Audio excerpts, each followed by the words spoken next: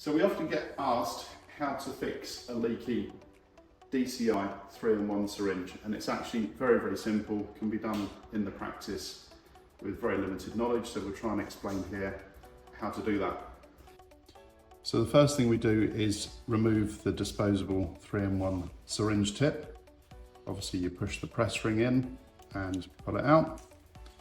What we want to do is remove the O-ring from inside of there, so you will need an Allen key, and you simply put that in the front where the syringe tip goes and turn in an anti-clockwise direction, and that will simply unscrew. And there we have the push ring assembly and the spring, so we keep them to one side. The next thing we want to do is actually remove the O-ring that's in the middle there. That will be the old damaged O-ring that's causing a leak. So you simply just take that out. With a probe is the easiest thing. Put that to one side.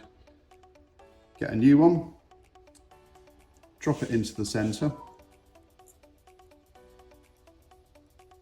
And then you want to just make sure it cushions back into the hole that it came out of, so you can use the end of the actual Allen key just to cushion that into position. So that's properly cushioned into the hole that the old one came out of.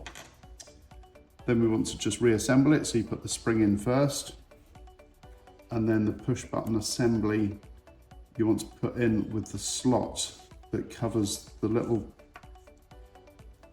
pin on the inside there. Needs to line up with the slot, so you put your spring in and you push your push button assembly in with the slot on the underside so that it lines up with the pin, and then holding that into position you can then screw your assembly back in again. Make sure it's nice and tight, and then we can test.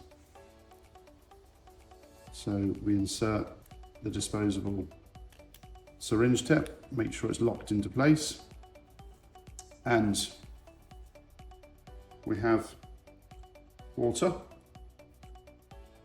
and we have perfectly dry air.